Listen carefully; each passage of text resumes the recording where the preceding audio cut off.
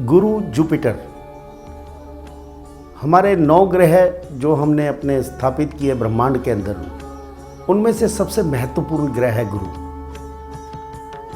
गुरु wisdom का कारक है, बुद्धि का नहीं, आपके अंतर्ज्ञान का कारक है।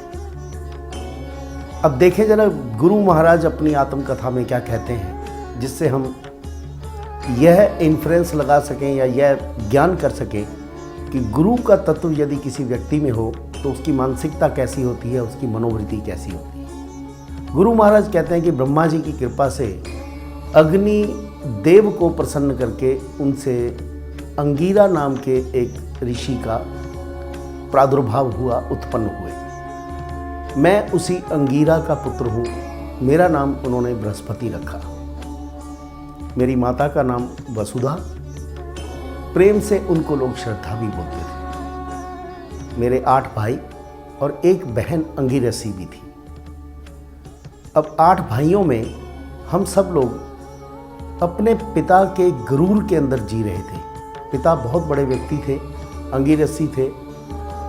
उनकी मनोवृत्ति अग्निदेव से मिलती जुलती थी, क्योंकि अग्नि से ही उत्पन्न हुए थे। तो हमारे सभी भाइयों में वो एक अहंकार जन्म से ही था। जब हम खेलते थे, कहीं जाते थे, तो उस समय हमारे अंदर एक अहंकार अपने परिवार का या अपने पिता का, अपनी माता का, सबके बीच में रहता था। तो एक दिन हमारी माता ने हमको बोला कि माता पिता के दम पर कब तक जियोगे, आप कुछ क्यों नहीं करते? ब्रह्मा जी की सृष्टि के निर्माण में आप उनकी मदद करिए। तो मेरे मन के अंदर आया कि मैं क्यों ना ज्ञान बांटूं।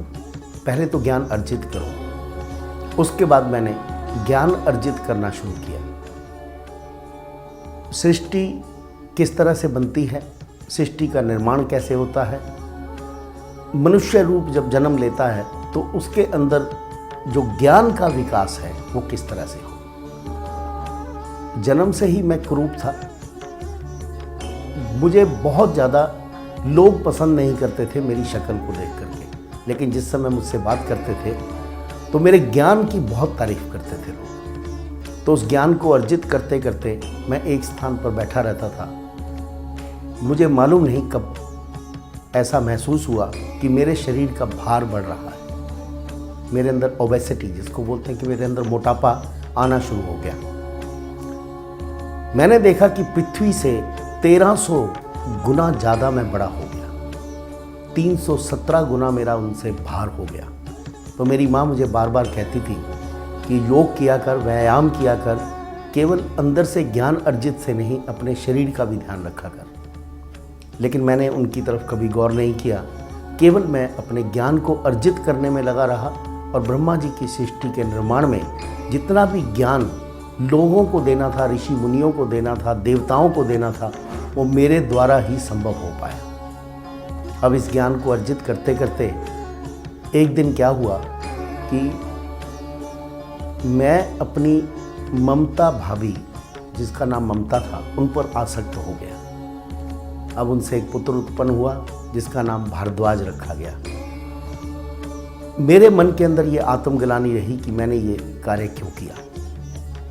मन मेरे को कचोटता रहा कि ये पाप मेरे से हो गया। लेकिन उसके पश्चात मैंने, जो भारद्वाज थे, क्योंकि मेरे से उत्पन्न हुए थे तो उनके अंदर भी ज्ञान बहुत ज़्यादा अर्जित था, मैंने उसको पृथ्वी पर राजा भरत को सौंप दिया। राजा भरत के वो गुरु रहे और भरत वंश के पूरे गुरु ऋषि भारद्वाज ही रहे। इस आत्मग्लानि में जीते जीते मुझे पता ही नहीं लगा कि कब मेरा विवाह एक बहुत ही विदुषी कन्या चंद्रमसी से हुआ। बहुत ही विदुषी थी, मेरे हर कार्य में मेरी सहायता करती थी और मेरा जितना भी लेखन कार्य था वो चंद्रमसी द्वारा ही होता था। मैं सोचता था और वो लिखती थी। लिखने में मुझे कभी कभी थोड़ा सा महसूस होता था कि मैं अच्छा नहीं लिख पाता हूँ, लेकिन बोल बहुत अच्छा पाता हूँ।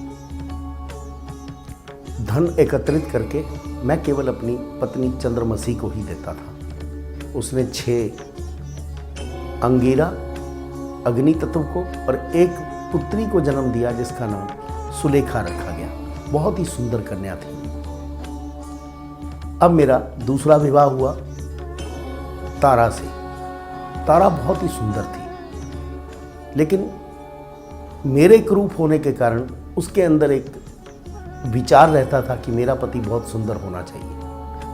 अब उस सुंदरता को मन में रख के उसका मन चंद्र पर आ गया। चंद्र से मिलती जुलती थी और एक दिन चंद्र के साथ वो भाग गई। मैंने ब्रह्मा जी से शिकायत की, कहा कि ये बहुत ही गलत कार्य है, एक गुरु की पत्नी को ले जाना।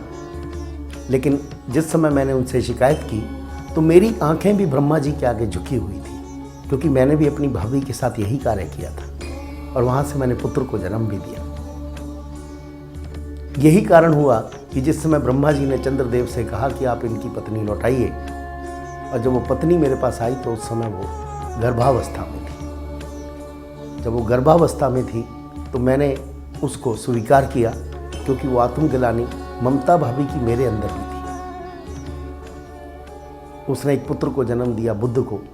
अब चंद्र मेरे से लड़कर के बुद्ध को अपने पास ले गया, जिसका मुझे बहुत दुख हुआ। बुद्ध से मैं बहुत प्रेम करता हूँ, मेरे मन में उसके लिए हमेशा दया रही कि इस बच्चे का क्या कसूर है।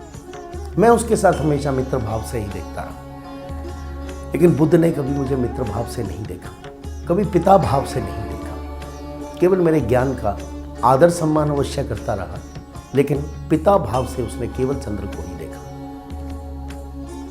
अब ये दो आत्मग्लानियां लेकर के मैं अपने जीवन में जीता रहा, लेकिन मैंने अपने ज्ञान को अर्जित करने में और ज्ञान को बांटने में कभी भी ब्रह्मा जी की सृष्टि के प्रति अन्याय नहीं किया। हमेशा देवताओं का साथ देता रहा और देवताओं को ही ज्ञान देता रहा, और देवताओं के अंदर देवगुण और आए, इस बात का प्रचार करना मेरा परम कर्तव्य रहा। एक दिन रावण मेरी पुत्री सुलेखा के पीछे कुछ गलत नीयत से पड़ गया।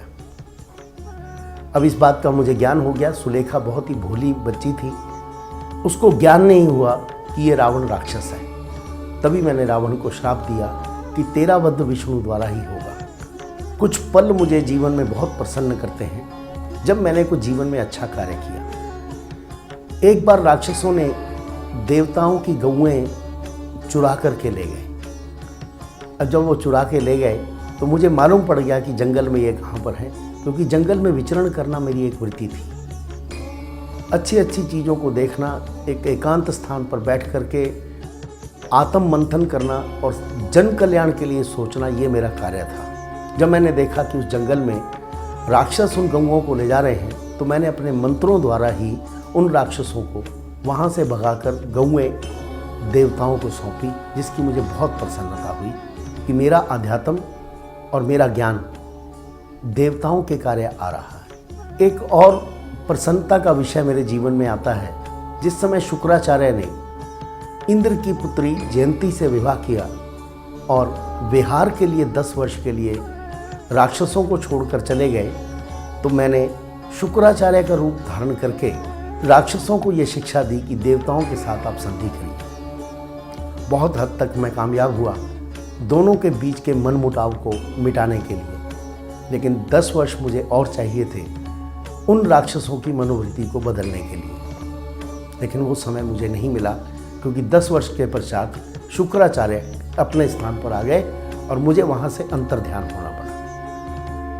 इस बात का मुझे बहुत दुख रहा कि देवताओं और राक्षसों के बीच की संधि कराने में मेरे को सफलता नहीं मिली। एक कारण मेरी मन की उद्विग्नता का और है। अहंकार मेरे मन के अंदर शुरू में ही था। मैं बुरा आदमी नहीं, लेकिन कठोर भी नहीं हूँ मन से, पर जहाँ पर अड़ जाता हूँ वहाँ पर मैं नहीं करता, क्योंकि मैं कुरूप हूँ। तो मुझे कुरूप लोग अच्छे नहीं लगते, मुझे सुंदर लोग अच्छे लगते हैं। जब हनुमान जी को मेरे पास भेजा गया कि आप इनको शिक्षा दीजिए, ये शिव के 11वें रुद्र हैं, तो मैंने उनका वानर रूप दे करके तिरस्कार कर दिया। उसके बाद सूर्य देव के पास पहुँच करके उन्होंने शिक्षा ग्रहण की और पूरे संसार के अंदर कलिकाल कलयुग के अंदर सबसे ज़्यादा पूजा हनुमान जी की होने लगी, जिसका मुझे बहुत ज़्यादा दुख है कि मैं उनके गुरु होने का शौर्य प्राप्त नहीं कर सका, और यह शौर्य केवल सूर्य देव को मिला। हालांकि सूर्य देव से मेरी बहुत अभिन्न मित्रता है, परंतु जब भी कभी सूर्य मेरे पास आते हैं तो मेरी शक्ति क्षीण हो जाती है केवल उसी उद्विग्नता की वजह से, जिसको बोल देते हैं कि गुरु अस्त हो गए। ज्ञान प्राप्ति के कारण मैं उत्तर दिशा में चमकता हुआ एक पीले रंग का सितारा हूँ, जैसा लोगों को नजर आता है। मुझे व्यक्ति के शरीर के अंदर स्थान दिया गया तर्जनी उंगली का, क्योंकि ये उंगली जो है ये सृष्टि के निर्माण में एक पॉइंटर है या एक इंडिकेटर है। तो इसीलिए लोग, ज्योतिषी लोग बोलते हैं कि आप इसी उंगली के अंदर पीले रंग का पुखराज पहनिए सोने के अंदर, क्योंकि पीला रंग मुझे बहुत पसंद है। मैं बुद्धिजीवी रहा हूँ, बुद्धिजीवियों के साथ बैठना मुझे बहुत अच्छा लगता है, लेकिन केवल बुद्धि पर ही विश्वास करना मेरा जीवन का ध्येय नहीं रहा। मैंने कोशिश की है कि बुद्धि और हृदय, जिसको बोलते हैं मन, उसके बीच में मैं सामंजस्य बिठा सकूं और अपने आप को बैलेंस करके, एकाग्रचित करके सृष्टि का निर्माण करूं और दूसरे लोगों की मदद भी करूं। इसीलिए ऐसा बोला जाता है कि यदि एक बृहस्पति कहीं कुंडली में अच्छी जगह बैठा हो, केंद्र या त्रिकोण में बैठा हो, तो 10 लाख दोषों को दूर करता है। अब जरा विवेचन करें कि बृहस्पति प्रधान लोग कैसे होते हैं। अग्नि तत्व है, अंदर से अग्नि जलती है, क्योंकि अंगीरा के पुत्र हैं। पृथ्वी से बहुत भारी है। कोई व्यक्ति गुरु प्रधान है तो उसको जीत पाना बहुत ही मुश्किल होता है, क्योंकि उसके बुद्धि और हृदय के बीच का संतुलन बहुत अच्छा होता है। पीला रंग है, जितनी जड़ी बूटियाँ, जितना ज्ञान अर्जित करना, जितना पीला तत्व संसार का है, माँ सरस्वती का आशीर्वाद है, ये सिर्फ गुरु महाराज की कृपा से ही मिलता है। अच्छी एजुकेशन, अच्छा बनना, प्रोफेसर होना, कॉलेज के अंदर, स्कूल के अंदर टीचर होना, या प्रवचन करना, साधु संत सन्यासी होना, समाज को एक रास्ता दिखाना, या एक फैनेटिक, जिसको बोलते हैं कि सुपरस्टिशियस या फैनेटिक, एक अंधविश्वासी गुरु होना भी गुरु के तत्व का एक कारक है। यदि गुरु कहीं आपकी कुंडली के अंदर बिगड़ा हुआ, ये आपके लीवर, पानक्रियास, जो आपके बॉयलर सिस्टम है, जो एंजाइम सीक्रेट करते हैं, जैसे कि आपके अंदर मधुमेह की बीमारी हो जाती है, शुगर की बीमारी हो जाती है, उस तरह की चीज़ों के लिए ये जाना जाता है। और दूसरा ओबेसिटी, भार बढ़ना, मोटापा आना, ये शरीर के अंदर यदि गुरु तत्व ज़्यादा हो तो उससे भी हो जाता है।